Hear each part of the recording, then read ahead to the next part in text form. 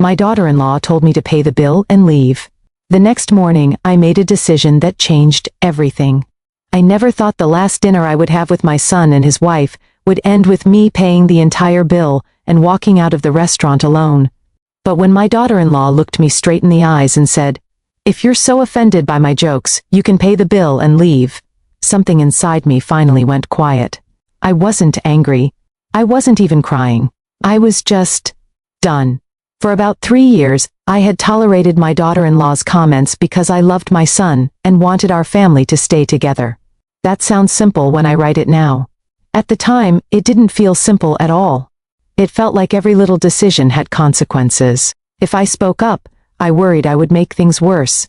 If I stayed quiet, I was the only person carrying the discomfort. My daughter-in-law, Melissa, had a sarcastic personality. At least that was how everyone described it. She was quick with a joke, quick with a comeback, and usually able to make everyone at the table laugh. The problem was that a lot of those jokes were directed at me. It started small. A comment about my clothes. A joke about retirement. A remark about my house. Something about the way I spent money. Something about how I lived. And almost every time, she would smile afterward and say the same thing. "I'm just joking." I learned very quickly that if I didn't laugh, I became the problem. If I said something bothered me, Melissa would look surprised. "Seriously? You took that personally?" Then Daniel would step in. "Mom, that's just how she is." He said it so often that eventually I could almost hear the sentence before he finished saying it. "Mom, that's just how she is." I knew what he meant. He wasn't trying to dismiss me. He was trying to prevent an argument. Daniel hated confrontation, especially when it involved Melissa. He loved me, and I knew he loved his wife. He didn't want to feel like he was choosing between us. So whenever Melissa crossed a line, Daniel tried to smooth everything over. "She's joking. She didn't mean it. You know how she is." And I would always say, "It's okay." I said it because I loved him. I said it because I didn't want him to feel caught in the middle. I said it because I wanted family dinners to stay family dinners. I didn't want every holiday to become tense. I didn't want my grandchildren growing up feeling like their mother and grandmother couldn't be in the same room. So I tolerated it. For 3 years. I can't even remember every comment anymore. There were too many. But I remember the categories. My clothes were old-fashioned. My retirement was apparently evidence that I had nothing better to do. My spending was sometimes too much, and sometimes somehow too little. My house needed updating. My lifestyle was boring. Everything could become a joke. If I bought a new sweater, Melissa might ask whether I was trying to look younger. If I wore something I'd had for years, she'd joke that I'd finally gotten her money's worth. If I mentioned going out to dinner with a friend, she'd laugh about how I was living the retirement dream. If I mentioned saving money, she'd joke that I was becoming cheap. If I spent money on something for my grandchildren, she'd make a comment about how generous I was with other people's kids. Then she'd laugh. "I'm just joking." And I would smile. Sometimes Daniel would glance at me. He knew. I could see that he knew, but he rarely challenged her. Afterward, he might catch me alone and say, "Mom, are you okay?" I'd say yes. "She didn't mean anything." "I know. She just jokes like that." "I know." Then he'd say, "You know how she is." And I'd say, "It's fine." I thought I was protecting my family. I didn't realize I was teaching everyone that my feelings were the easiest ones to sacrifice. Then Daniel got his promotion. That phone call had been one of the happiest I'd received in a long time. "Mom, I got it." I could hear the excitement in his voice. "I knew you would. You couldn't have known." "I did." He laughed. "You're impossible." "I'm your mother." He told me about the promotion and what it meant for his career. I was proud of him. Really proud. He had worked hard for it. We decided to celebrate with dinner at a nice restaurant. Nothing ridiculous. Just somewhere nicer than the casual places we normally went. I wanted it to feel important. I wanted Daniel to know that I was proud of him. And I had something special planned. A vintage watch that had belonged to his father. My late husband had worn that watch for years. It was old, but beautiful in a quiet way.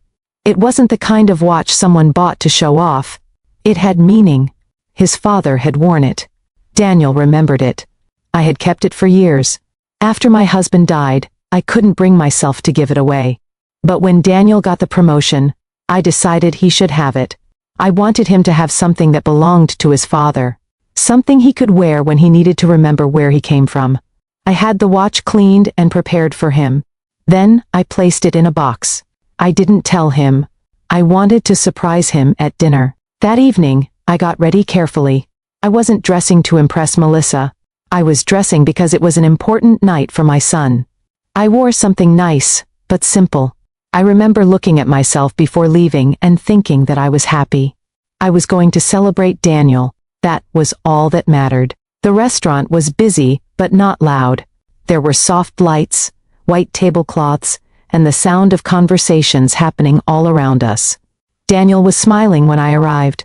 He looked genuinely happy. Melissa was there too.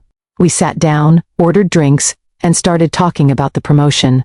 Daniel told us about his new responsibilities. He talked about the work he'd been doing. I asked questions. Melissa added a few comments about how hard he'd been working. For a while, everything felt normal. Then I reached into my purse. I placed the small box in front of Daniel. He looked at it. "What's this?" "Open it." He smiled. "Mom, just open it." He lifted the lid. Then he stopped. His eyes went straight to the watch. He didn't say anything. I watched his expression change. "Is that Dad's?" He nodded. "It is." He picked it up carefully. For a moment, he just stared at it. "He wore this all the time." "I know. You kept it?" "Yes." He looked at me. "And you're giving it to me?" "Yes." He became emotional. I could see it. He ran his thumb across the watch and looked down at it again. "Mom." I smiled. "I thought you should have it." He swallowed. "Thank you." Then he leaned over and hugged me. It was a real hug. The kind where neither person says anything because there isn't anything that needs to be said. I held my son and thought about his father. I thought about how proud he would have been. When Daniel sat back down, his eyes were still wet. Then Melissa looked at the watch. She smiled. And instead of saying something kind, she made a joke. She made a sarcastic comment about the watch being old and about the timing of the gift. Daniel's expression changed. "Melissa." She shrugged. "What?" I tried to keep the moment from becoming uncomfortable. Melissa laughed. "I'm just joking." He nodded. "It's fine." Daniel looked at me. I smiled at him. "Enjoy it." He put the watch on. For a few minutes, the conversation moved on. Then Melissa started again. She looked at my clothes. She made a comment about what I was wearing.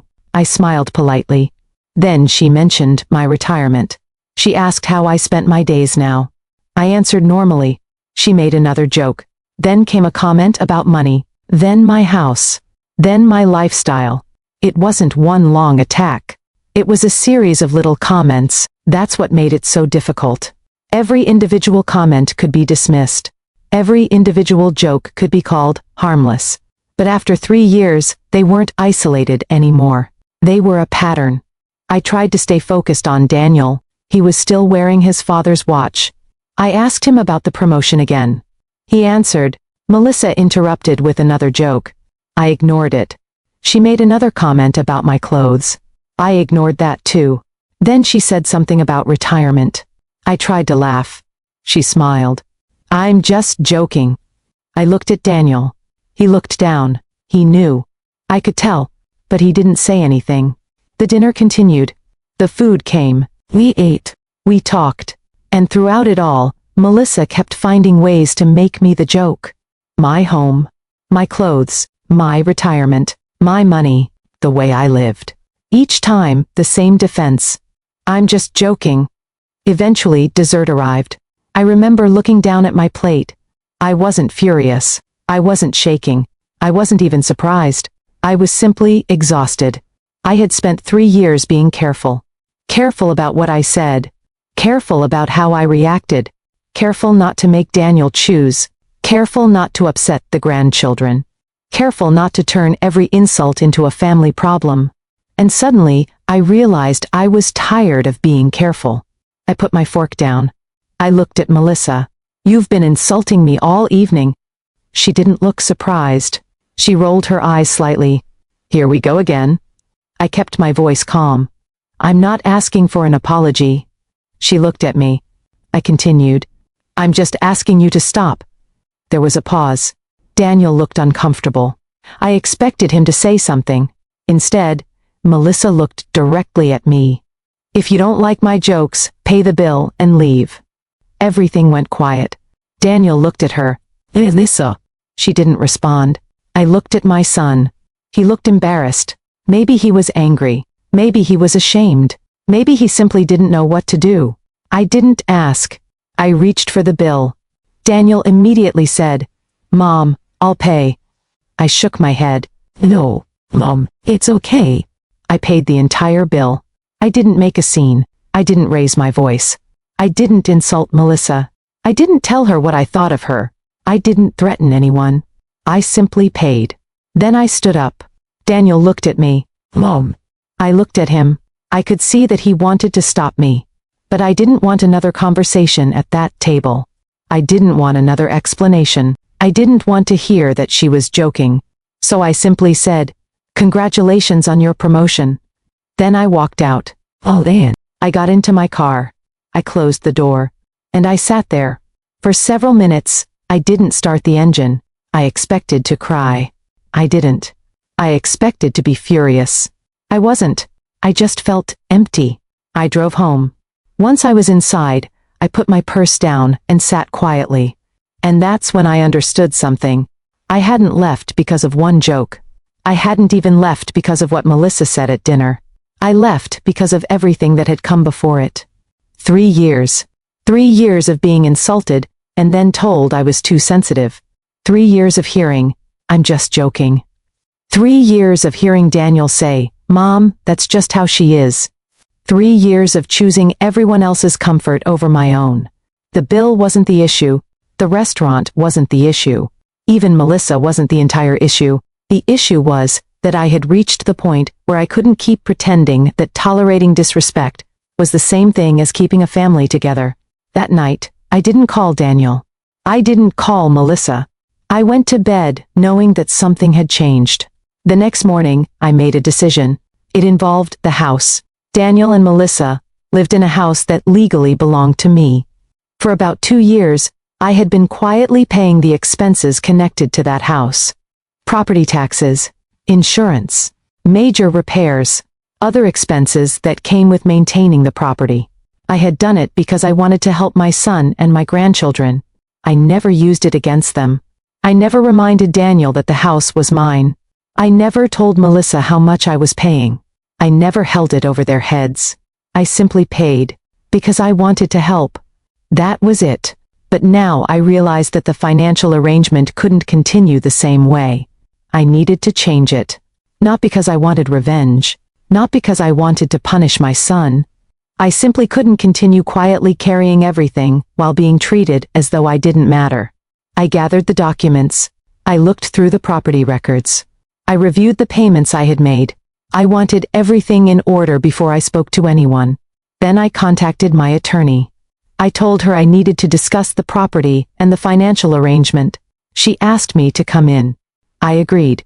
I gathered the paperwork and went to her office. When I sat down, I placed the documents in front of her. She looked through them carefully. She asked me about the house. I explained that Daniel and Melissa lived there. I explained that I legally owned it. I explained that for about 2 years I had been paying the property taxes, insurance, major repairs, and other expenses. She asked why. I told her the truth. I wanted to help my son and my grandchildren. She nodded. I told her I'd never used the financial help against them. I had never threatened them with it. I had never brought it up during arguments. I had simply helped. Then I told her what had happened at dinner. I didn't exaggerate anything. I told her about the promotion. I told her about the watch.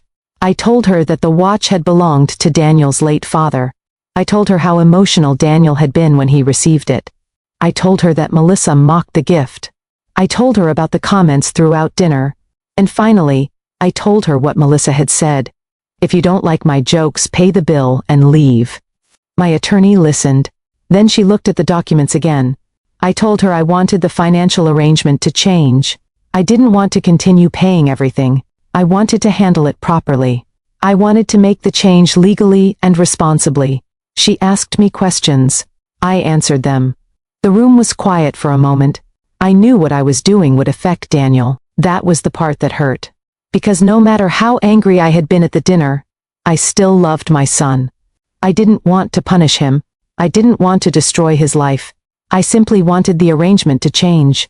I wanted to stop carrying a responsibility that had quietly become expected. My attorney closed the folder. She looked at me. Are you sure you want to do this? I thought about the last 3 years. I thought about every joke, every sarcastic comment, every time I had smiled when I didn't want to. Every time Daniel had said, "Mom, that's just how she is."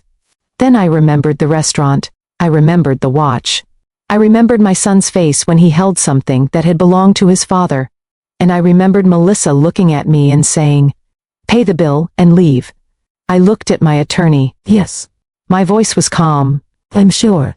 My attorney, Karen, held my gaze for another second before nodding. "Okay," she said. "Then we'll do this carefully." I nodded. That was exactly what I wanted. Carefully. I wasn't looking for revenge. I wasn't trying to put Daniel and Melissa out of their home. I wasn't interested in making anyone suffer.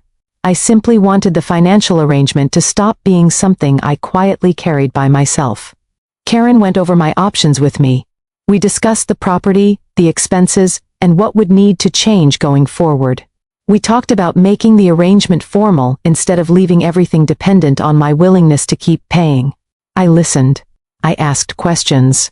And when she finished explaining everything, I made my decision. I would continue to give Daniel and his family reasonable time to adjust, but I would no longer quietly pay all of the expenses. The taxes, the insurance, the major repairs. Those responsibilities would need to be addressed openly. There would be a formal arrangement. There would be clear expectations. No more silent assistance. No more pretending that nothing was happening. Karen put everything in writing. I signed what I needed to sign. Then I left her office. I sat in my car for several minutes before starting it. I expected to feel relieved. Instead, I felt sad. Not because I thought I'd made the wrong decision. I knew I hadn't. I was sad because I knew exactly what would happen next. Daniel would eventually find out. And there was no way around that. He was going to be hurt. He might be angry. He might think I'd gone too far, and that frightened me more than Melissa being angry ever could.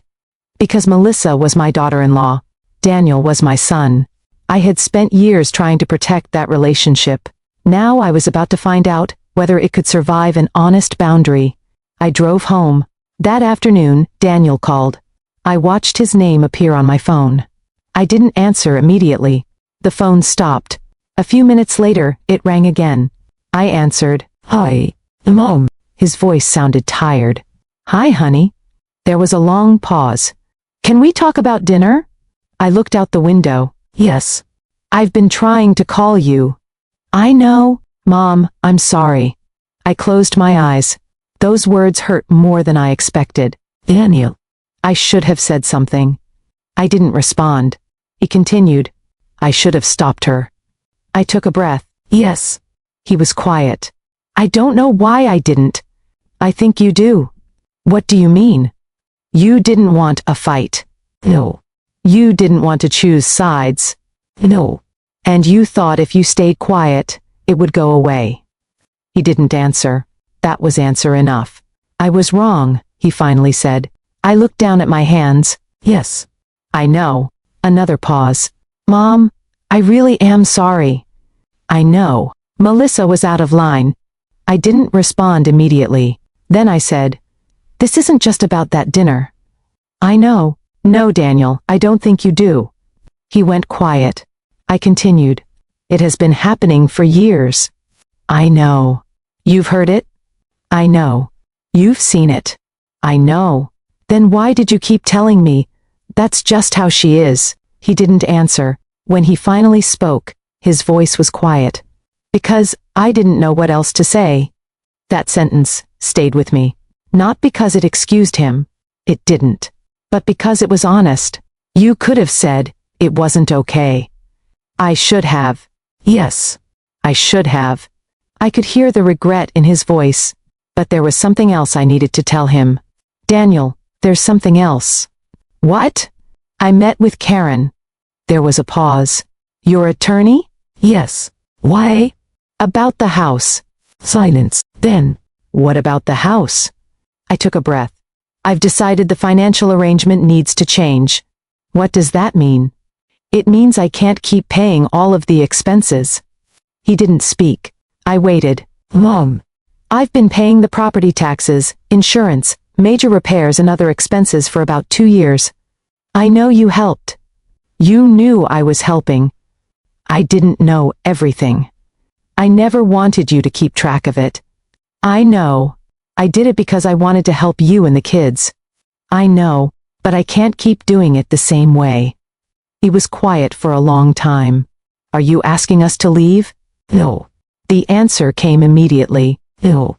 I heard him breathe. Then what are you asking? I'm asking for a formal arrangement. I'm asking you to take responsibility for the expenses going forward, instead of me quietly paying them. Okay. I wasn't expecting that answer. Okay? Yes. He sounded shaken. But Mom, why now? I looked at the floor. You know why? Because of Melissa? Because of everything. He didn't argue. That mattered. I understand, he said. I didn't know whether he truly did.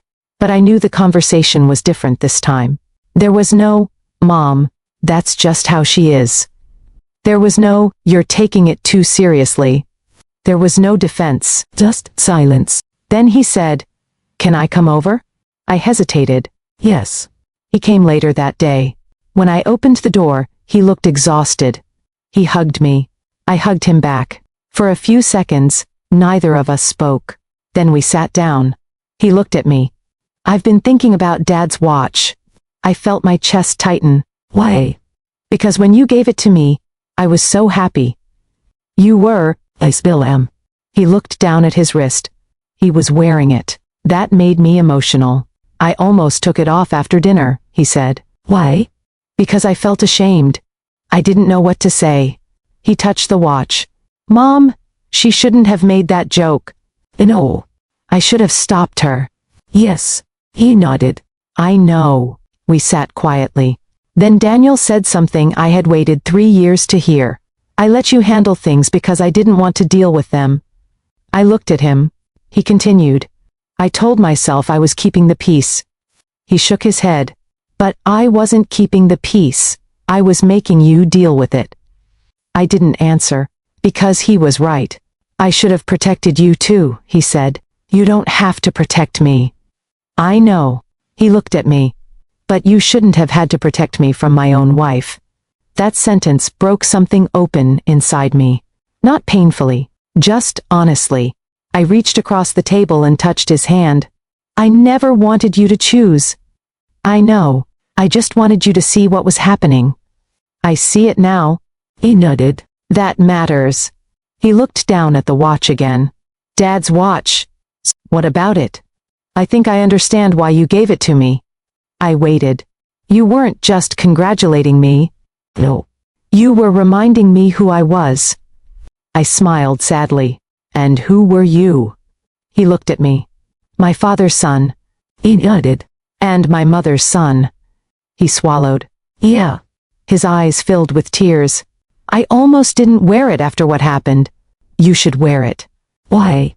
Because it belongs to you. He looked at it. I want to. Then wear it. He nodded. We didn't solve everything that afternoon. We weren't supposed to. Some things don't get repaired in one conversation. But for the first time in years, Daniel wasn't asking me to tolerate something so everyone else could be comfortable. He was listening. And that was enough for that day. Melissa learned about the financial changes shortly afterward. I wasn't there when Daniel told her. I didn't ask him to repeat the conversation. I didn't want to know every word. I only knew that she called me later. I answered, Linda, hi. There was a pause. I heard about the house. Yes. So you're changing everything because of dinner? No. You are. No. I kept my voice calm. This decision isn't about one dinner. Then what is it about? 3 years. Silence. She didn't have an immediate response. I continued. I have tolerated comments about my clothes, my retirement, my money, my home and my lifestyle for 3 years. I was joking. I know. You knew I was joking. Yes. Then why are you acting like I attacked you? I didn't say you attacked me. You're making this a huge deal. No. I took a breath. I'm setting a boundary. She didn't respond. I could hear her breathing. Finally, she said, So now you're punishing us? No. Then what is this? It's me changing an arrangement that isn't working for me anymore. She was quiet. I didn't fill the silence. That was something new for me. For 3 years, I had rushed to make uncomfortable moments comfortable. This time, I didn't. Eventually, she said, You could have told us. I am telling you. You're doing this because you're angry. I was angry at dinner. And now? I looked around my quiet house. Now I'm calm. That seemed to affect her. She didn't have anything to say. Neither did I. The conversation ended without a dramatic apology. There was no shouting, no threats, no final victory, just an uncomfortable truth sitting between us. The arrangement was changing, and I was no longer asking permission to make that change. Over the next several weeks, the practical side of the decision began to take shape. Daniel started taking responsibility for the expenses we had discussed. The paperwork was handled properly. The financial support I'd been quietly providing stopped being invisible. For the first time, Daniel knew exactly what I had been carrying. He didn't accuse me of holding it over him. Instead, he apologized. Not for the money, for never really noticing. One afternoon he came over again. He sat at the kitchen table. Mom? Yes. How much have you paid? I knew what he meant. Does it matter? Yes. Why? Because I didn't know. I told him. He was quiet. Then he shook his head. I had no idea. I didn't want you to worry. But you shouldn't have had to do all of that. I wanted to help. I know. He looked at me. You never once made me feel like I owed you. That was the point. He nodded. And I still didn't realize. I reached across the table. You don't have to repay me for being your mother. I know. But you do have to take responsibility for your life. He nodded. I will. That was the boundary. Not punishment, not revenge. Responsibility. And for the first time, I felt like Daniel understood that. The hardest part was realizing how much of the situation had been allowed to continue because I had made it easy. I had paid quietly. I had smiled quietly. I had forgiven quietly. I had accepted apologies that were never actually made. And Daniel had learned that silence meant things were okay. Melissa had learned the same thing. I couldn't blame them for every part of that. I had played my role. But I could decide not to play it anymore. Eventually, Melissa and I spoke again. It wasn't a dramatic confrontation. There was no screaming. She didn't suddenly become a completely different person. But she was quieter. She understood that things had changed. She understood that the woman she had treated as though she would always absorb the next joke had finally stopped absorbing it.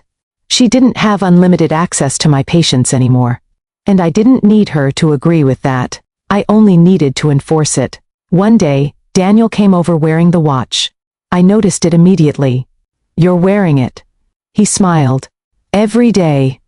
I touched the watch lightly. Your dad would have liked that. I think so. He sat beside me. Mom? Yes? I'm sorry. I looked at him. For what? For letting you believe you had to put up with everything to keep me happy. I didn't say anything. He continued. I kept telling you that Melissa was just joking. Yes. I said it because I didn't want to deal with what was really happening. Yes, I was wrong. He nodded. I know. He looked at me. Do you think we can be okay? That was the question. Not whether things could go back to the way they were. They couldn't. Too much had changed. I looked at my son. We can be honest. He nodded. And we can respect each other. Yes. But things won't be the way they were. I know. That answer meant more to me than he probably realized.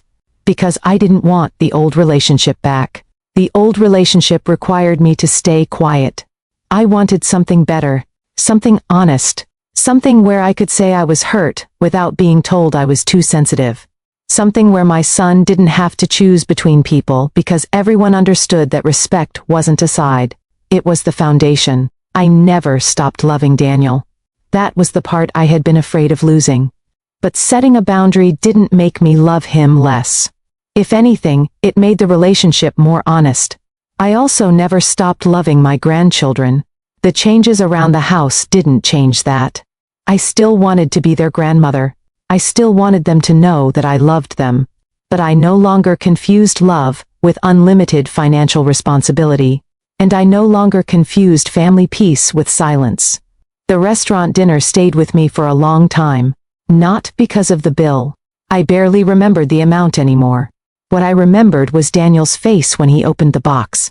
The way he recognized his father's watch. The way his eyes filled with tears. The way he held it carefully. That moment had been genuine. It was still genuine. Melissa's joke couldn't take that away. Neither could the argument that followed. The watch had belonged to Michael. Now it belonged to Daniel. And every time I saw it on his wrist, I was reminded that the night had not only been the night everything broke. It had also been the night something finally became clear. I had spent 3 years trying to keep everyone together. But a family can't be held together by one person constantly swallowing their hurt. Eventually, the person doing the swallowing disappears inside the role. I didn't want to disappear anymore. I wanted to be Linda, a mother, a grandmother, a woman who loved her family, but also a woman who expected to be treated with dignity. There was no dramatic revenge. There didn't need to be. Melissa didn't lose everything. Daniel didn't lose his home. I didn't become some cold, unrecognizable version of myself. The only thing that truly changed was that I stopped making myself responsible for everyone else's comfort. And Daniel finally stopped asking me to. Months later, I thought about the words Melissa had said that night. Pay the bill and leave. At the time, they had felt like rejection. Now I understood them differently. She had meant that I should leave the restaurant. Instead, I had left something much bigger. I had left behind the version of myself that believed being a good mother meant tolerating anything. I had left behind 3 years of pretending. I had left behind the fear that setting a boundary would automatically destroy my family. And what I found on the other side wasn't revenge. It was peace. Real peace. The kind that doesn't require silence. The kind that lets you sit across from someone you love and tell them the truth. Daniel still comes over. We still talk. Sometimes we talk about ordinary things. Sometimes we talk about difficult things. But now, when something bothers me, I say it. And he listens. That's all I wanted. Not to win. Not to punish anyone. Not to prove that I was right. I wanted my son to understand that loving someone doesn't mean allowing them to hurt you repeatedly. And I wanted him to understand that avoiding conflict doesn't make conflict disappear. Sometimes it simply moves the cost onto someone who loves you enough to absorb it. For 3 years, I was that person. I don't resent Daniel for not knowing how to handle it. But I won't pretend his silence didn't hurt me. He knows that now. And I think that is part of why our relationship is stronger. Not because everything magically became perfect. It didn't. But because we finally stopped pretending. The night I paid that restaurant bill, I walked out alone. I thought I was walking away from my son. I thought I might be losing something I'd spent years trying to protect. But I wasn't. I was finally drawing a line around myself. And the strange thing is, my relationship with Daniel didn't end when I stopped carrying everything for him. It finally became a relationship between 2 adults who could love each other without one of us having to disappear to keep the peace. The vintage watch is still on his wrist. And every time I see it, I remember why I gave it to him. Not because he got a promotion. Not because I wanted to impress him. Because it belonged to his father. Because I wanted him to carry something meaningful forward. And now, when I look at my son wearing it, I know he's carrying something else too. Responsibility. The understanding that love requires courage. And the knowledge that sometimes the quietest person at the table is the one who has finally decided that enough is enough. I used to think walking away meant giving up on my family. Now I know better. Sometimes walking away from disrespect is the only way to give love a chance to survive.